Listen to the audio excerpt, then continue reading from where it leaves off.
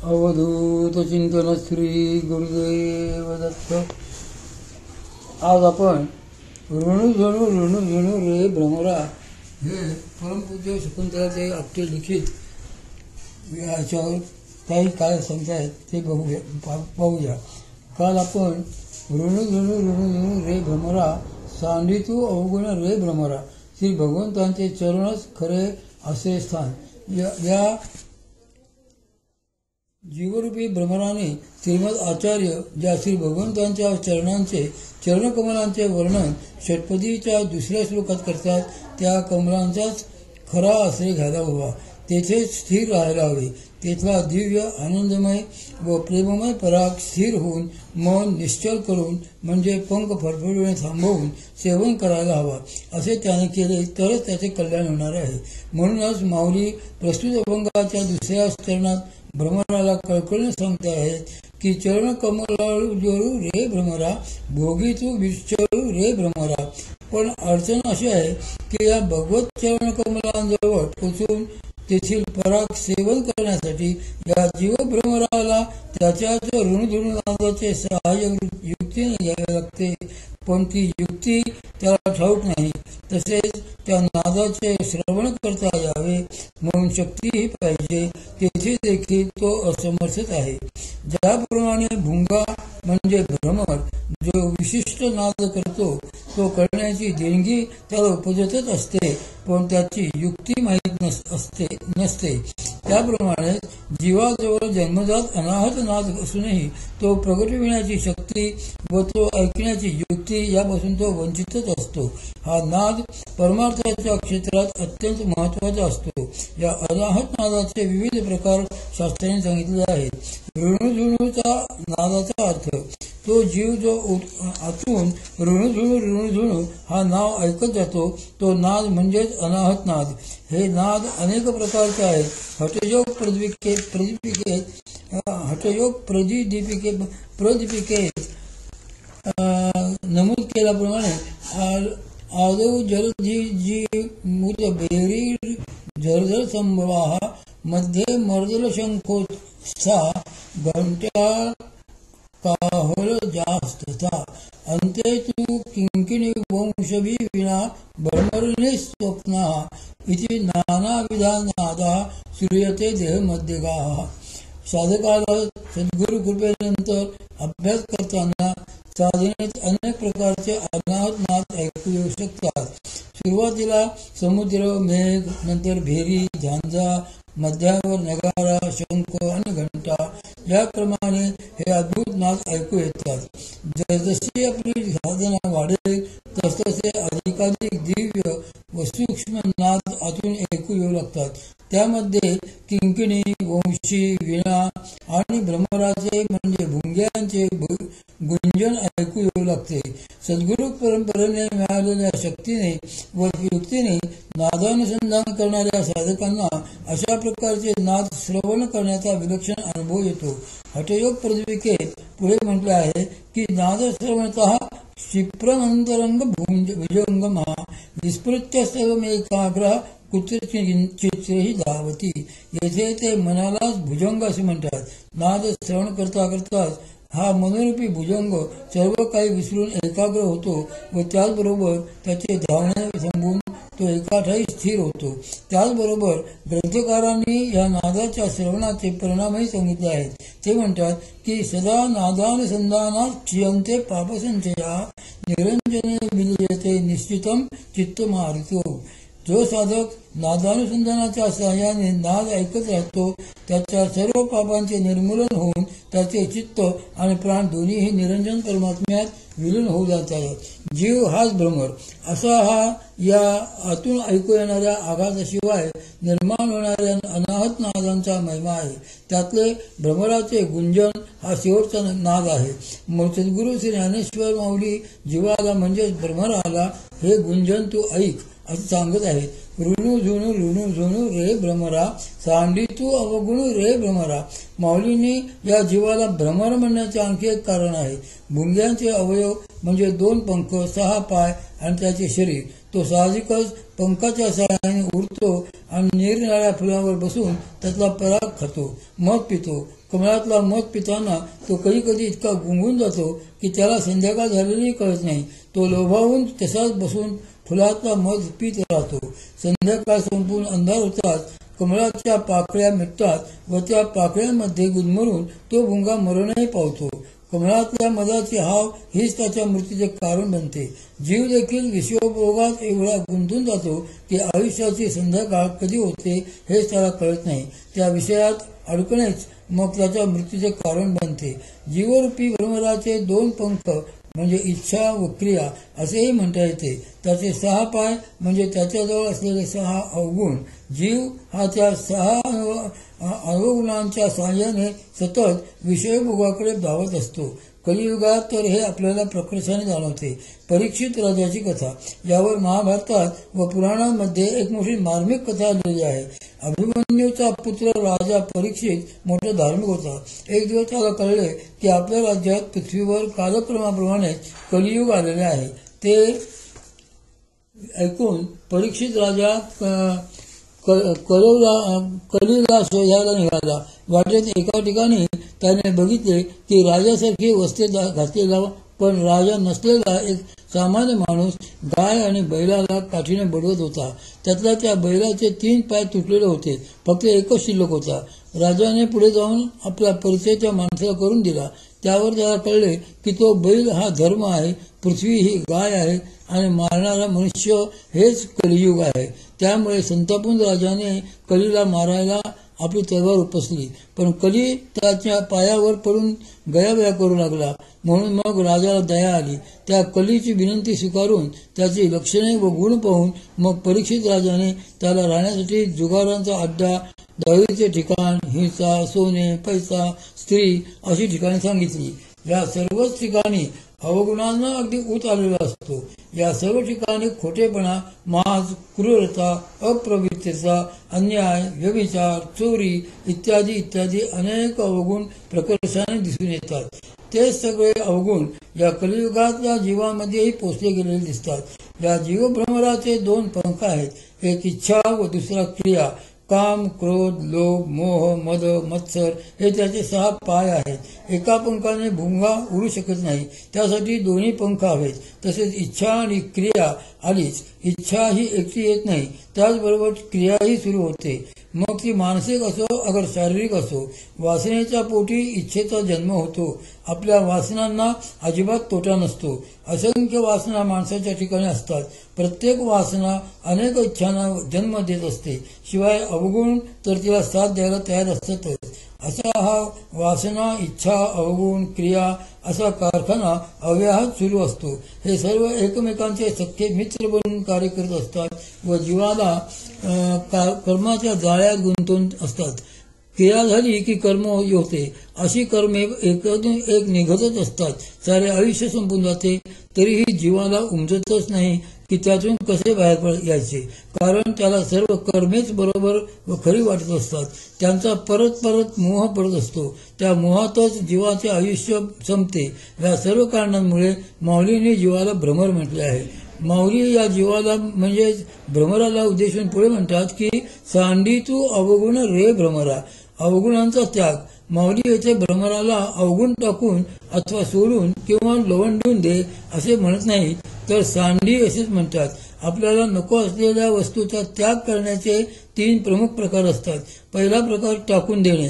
आपल्याला नको असलेली वस्तू आपण जर टाकून दिली तर दुसरा कोणीतरी ती उचलू शकतो. एवढेच नाही तर आपल्याला म्हणजे टाकणाऱ्याला जर वाटले की त्यातलं काही जवळ असू दे तर तोही ते परत उचलू शकतो. माऊलींना येथे असे टाकणे अभिप्रेत नाही. अवगुण टाकले असता त्यातील काही परत उचलता येत असतील तर त्यांना ते टाकणे नको आहे. बरे, ते लवंडून दे असेही म्हणत नाहीत. समजा काही लवंडले तर गोळा करता येते, तूप लवंडले तर वरची गोळा करता येते. माऊलींना हेही अभिप्रेत नाही. तिसरा प्रकार म्हणजे सांडणे. जमिनीवर एकदा सांडलेले पाणी उचलायला येत नाही, ते मातीतच जिरते. ते उचलायचा अर्थ त्यात अभिप्रेत नाही. म्हणजे एकदा का ते अवगुण सांडले की ते परत घेऊ नकोस असा त्याचा अर्थ आहे. अवगुण सांडणे म्हणजे ते कायमचे सुटणे, नवीन गुण धरणे हे जितके अवघड आहे तितके अवगुण सोडणेही. भांग पिणारा मुलगा. एका मुलाला भांग पिण्याचे व्यसन लागले होते. त्याच्या वडिलांची त्यांची ही सवय सुटावी म्हणून पुष्कळ प्रयत्न केले, परंतु व्यर्थ. शेवटी त्याने त्याला महिनाभर घरात एका खोलीत डांबून ठेवले व सतत त्याच्यावर लक्ष ठेवीत गेले. महिनाभरात त्याने अजिबात भांग घेतले नाही. चला, शेवटी या मुलाचे व्यसन सुटले तर, अशा खुशीत वडील त्याच्याशी मग गप्पा मारायला गेले. तोही त्यांच्याशी अगदी व्यवस्थित बोलला. त्यामुळे अतिशय खुश होऊन वडील खोलीच्या बाहेर आले. त्यानंतर एकच मिनिटात त्याला काहीतरी सांगायचे राहिले म्हणून ते मागे वळले व त्याच्या खोलीत परत गेले. पण आत शिरल्याच तेथील दृश्य पाहून संतापून त्यांनी मुलाला खूप मार दिला. शेवटी न राहून मुलाने विचारले की बाबा, तुम्हाला कसे कळले की मी भांग प्यालो म्हणून? तर वडील म्हणाले, कारण मी परत आलो तर नेमका तेव्हाच तू स्टुलावरून कॉटवर चढत होतास. अवगुण सुटण्याचा मार्ग. सामान्य माणसाने आपण होऊन जरी प्रयत्न केला तरी अवगुण सुटणे, सवयी सुटणे हे अशक्यच होते. साधू संतांच्या जवळ राहिल्यास, त्यांच्या सान्निध्यात राहिल्यास मात्र हे सहज शक्य होते. दुसऱ्याचे अवगुण त्याला ज्ञान बोध देऊन कसे बाहेर काढावेत हे त्यांना भगवत कृपेने बरोबर माहीत असते. त्यांच्याजवळची भगवती शक्तीही त्यांना त्यासाठी मदत करते. आपण त्यांना शरण गेल्यास हे सहज शक्य होते. मात्र त्यासाठी त्यांच्या ठाई आपली श्रद्धा मात्र पूर्ण स्थिर पाहिजे. संतांच्या जवळ जाऊन देखील जर आपली शरणागती होत नसेल तर काहीही शक्य होणार नाही. जो त्यांच्याजवळ जाऊन सुद्धा आपल्याच अहंकारात वागत असेल त्याला ते काकणभर विरोध ठेवतात. म्हणूनच सद्गुरू श्री ज्ञानेश्वर महाराज निक्षून सांगतात की तेथे संतांचे अगर्वता दास्य करणे, त्यांची सेवा मनोभावे करणे हाच खरा उपाय असतो. ते गा ज्ञान पै बरवे, जरी मनी आधी जाणावे, तरी संता ते भजावे सर्वस्वेसी. जे ज्ञानाचा कुरटा, तेच सेवा हा जारिवंटा, तो स्वाधीन करी सुबटा गोळ गोनी, तरी तनुमन जीवे चरणाशी लागावे, आणि अगर्वता करावे दास्य सकळ. संत कृपा हाच उपाय. श्री गोंधळकर महाराजांकडे एकदा एक तरुण मुलगा आला होता. त्याच्या आईने महाराजांना विनंती केली होती की याला स्त्री सहवासाचे फार वेळ आहे, तेव्हा याची ती सवय कृपया घालवा. तो मुलगा जरी महाराजांकडे राहिला असला तरीही त्याची स्त्रीगमनाची सवय काही सुटलेली नव्हती. एकदा एका रात्री तो एका झाडाखाली एका स्त्री समवेत झोपला होता. श्री महाराज त्याला शोधत आले. दोघेही थंडीने कुडकुडत झोपले आहेत असे पाहून श्री महाराजांनी आपली शाल त्याच्या अंगावर घातली व ते शांतपणे निघून आले. सकाळी उठून तो मुलगा बघतो तर आपल्या अंगावर श्री महाराजांची शाल. त्याला मग त्यांनीच अत्यंत शरम वाटून स्वतःबद्दल घृणा वाटू लागली. त्याची वाईट सवय त्यामुळे त्या क्षणी तिथेच सुटली. अशी जर संतांची जीवावर कृपा झाली तरच बरे, पण सद्गुरू प्राप्ती झालेली नसेल तर अवगुण सुटणे कठीणच. म्हणूनच माऊली येथे जीवरूपी भ्रमरा म्हणतात की चरण कमळ दळू रे भ्रमरा. चरण कमल दलाचे आकर्षण. या श्री भगवंतांचे किंवा श्री सद्गुरूंचे चरण तरी कसे आहेत तर कमलाच्या दलासारखे म्हणजे पाकळ्यांसारखे आहेत. त्यांच्या श्रीचरणांना कमलदलाची उपमा देण्याचे एक कारण आहे. भुंगा हा कमलावर बसतो, तेथील मध भरपूर पितो, तरी देखील त्याचे समाधान होत नाही. त्या मधाच्या सुंदर चवीतून व सुगंधातून हळूच नाही असे त्याला वाटते. इकडे सांज वेळ होते व कमळाच्या पाकळ्या मिटून जातात. तो भुंगा तरीही तसाच तेथे बसून व अडकून राहतो. परमार्थात साधकांचेही जगणे असेच व्हावे. श्री सद्गुरू चरणांपाशी आल्यावर साधक त्यांच्याजवळच्या शक्तीमुळे आकर्षिला जातो. त्याला आपल्या सर्वस्वाचा म्हणजे मी माझेपणाचा विसर पडतो व त्यांच्या कृपेच्या सुगंधात तो त्याच्यातला मी मरून जातो. त्यांच्या श्रीचरणी शरणागती जर जमली तर त्यांचे अफाट प्रेम साधक जीवाला कळते. त्यांच्या प्रेमामुळे आपल्यामधले अवगुण केव्हा निघून पडतात हे देखील कळत नाही. हिमालयाच्या यात्रेला गेल्यावर आपण हिमालयाची उंची बघतो तेव्हा आपल्याला आपण किती मुंगी एवढे शुद्ध किडे आहोत याची जाणीव होते. हिमालयाची उत्तुंगता आपला सगळा गर्भ हरण करते. तसेच श्री सद्गुरूंच्या सान्निध्यात राहिल्यावर आपल्या अहंकाराचे होते.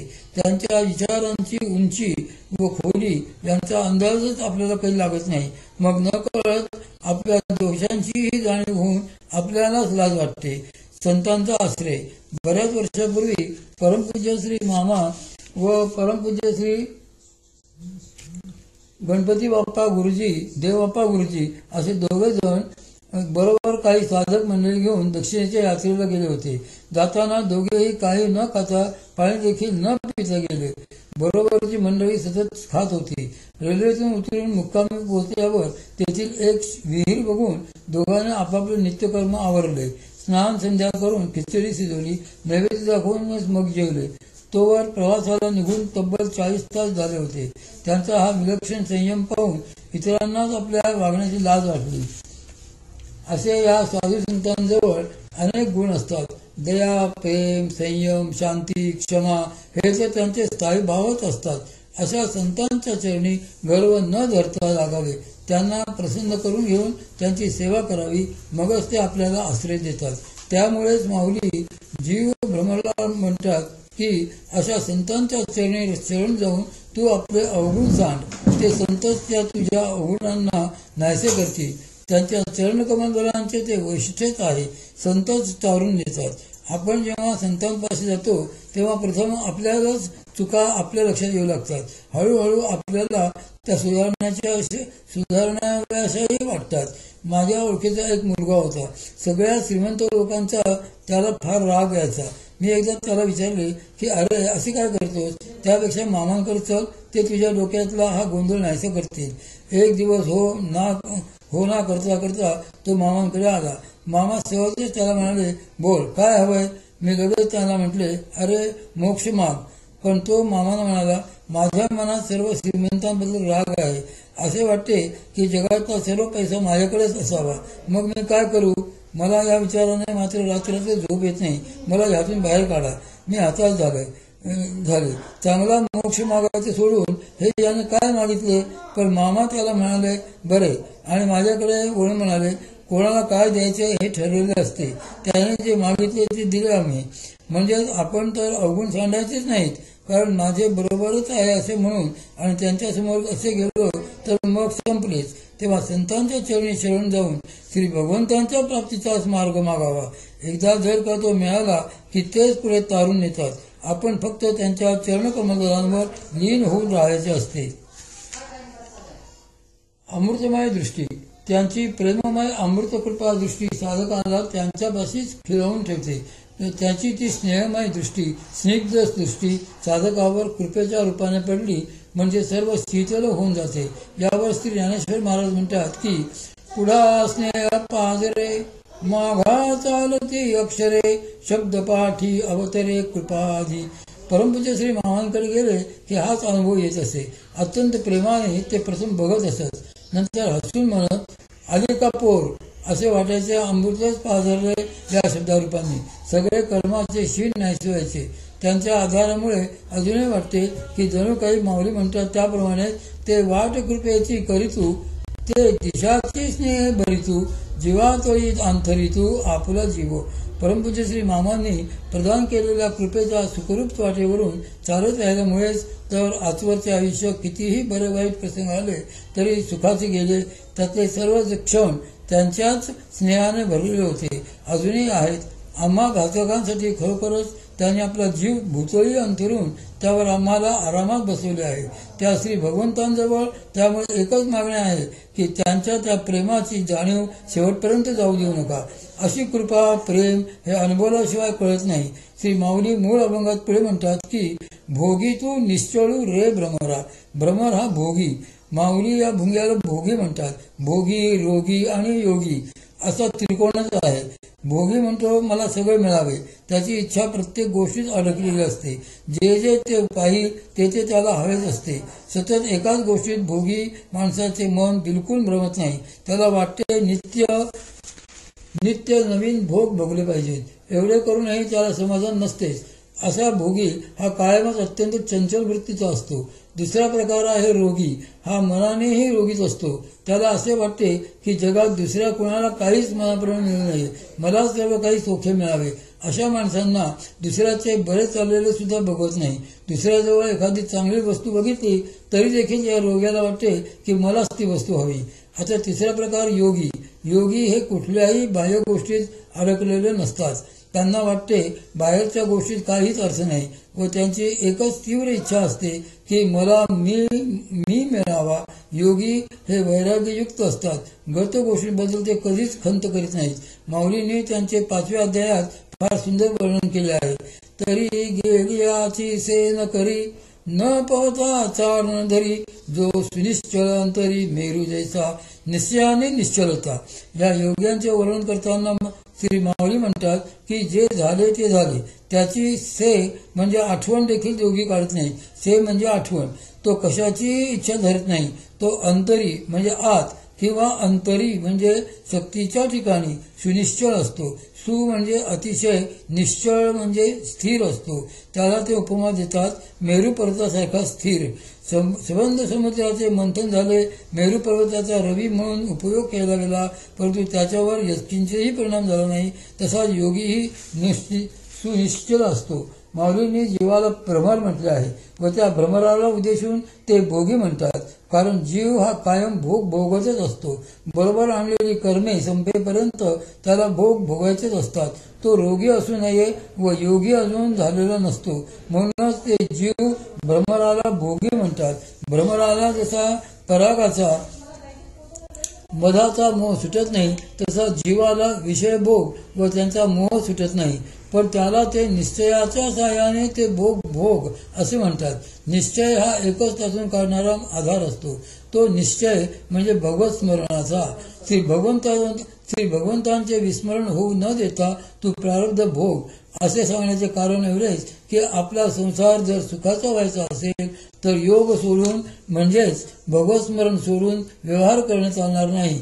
ज्यांच्या संसारात भगवत अधिष्ठान नाही अशी माणसे भरकटलेली असतात. सुखदुःखाच्या हिंदोळ्यावर बसलेले असतात. कुठेतरी आयुष्याच्या शेवटी त्यांना कळले की आपण काहीतरी चुकलो आहोत. ज्याला श्री सद्गुरूंचा आश्रय मिळालेला नाही तो कायमच आतून असमाधानीच राहतो. श्री सद्गुरूंच्या कृपेने मिळालेले भगवान नाम जरी नुसते घेतले तरी सुद्धा ते सर्व प्रारब्ध भोगामधून प्रपंच नदीतून तारून न्यायला समर्थ आहे. विश्वासाचे सामर्थ्य. एक मुलगी रोज एका पंडिताकडे दूध घालायला जात असे. त्यांच्या घरी जाताना तिला नदी पार करावी लागत असे. उन्हाळ्यात ठीक होते. नदीला पाणी फार नसल्यामुळे ती सहज नदी पार करून पलीकडे जात असे. पण होता होता पावसाळ्याचे दिवस आले. नदीला दुथडी भरून पूर आला. आता पलीकडे कसे जाणार म्हणून मैत्रीसह ती विचार करीत अलीकडच्या काठावर उभी होती. तेवढ्यात तिला पंडितजी सांगत असलेली एक गोष्ट आठवली. ती मैत्रिणीला म्हणाली, अगं पंडितजी सांगतात ना की भगवंताचे नाम घेतले तर सहज तरून जाता येते. झाले. त्या दोघी जणी राधे कृष्ण गोपाळ कृष्ण राधे कृष्ण गोपाळ कृष्ण करत नदीवरून चालत सहज पलीकडे आल्या. पंडितजी मात्र तिला बघितल्यावर आश्चर्यचकितच झाले. त्यांनी विचारले की एवढ्या पुरातून तू कशी काय आलीस? त्यावर ती म्हणाली, तुम्हीच सांगितल्याप्रमाणे भगवान नाम घेत आले. ते ऐकून पंडितजी आणखीनच चक्रावले. मग चल, मला पण घेऊन चल असे तिला म्हणाले. नदीजवळ येताच या दोघी मुली भगवान नाम घेत नदी पार करायला लागल्या. मनात संशय घेऊन पंडितजींनी 2 पावले पात्रात टाकताच ते पाण्यात बुडू लागले. शेवटी त्यांनी कबूल केले की तुझ्या विश्वासावरच तू नदी तरून जाते आहेस, तुझी धन्य आहे. असा श्री भगवंतांवर श्री सद्गुरूंवर विश्वास ठेवून त्या विश्वासाच्या निश्चयावर व बळावर तू प्रपंच भोग अलिप्तपणे भोगून घे असे श्री माऊली त्या जीव भ्रमराला सांगत आहेत. भोगी तू निश्चळूचा गुणार्थ. श्री माऊली भ्रमराला म्हणतात की भोगी तू निश्चळू रे भ्रमरा. याचा एक योगार्थही आहे. श्री भगवंतांच्या किंवा श्री सद्गुरूंच्या कृपायुक्त श्रीचरण कमलातील प्रेमपरागाचा आस्वाद जर जीव भ्रमराला घ्यायचा असेल तर त्याला निश्चयच व्हायला हवे. त्याशिवाय त्याला तो ठेवा मिळू शकणार नाही. भ्रमर जसा कमळाचा पराग सेवन करताना तल्लीन होऊन स्थिर होतो तसेच या जीवालाही झाले पाहिजे. या प्रक्रियेत भ्रमराचे पंख मिटून जातात. त्याप्रमाणे जीवरूपी भ्रमराचे मन व चित्त हे 2 पंख किंवा इच्छा व क्रिया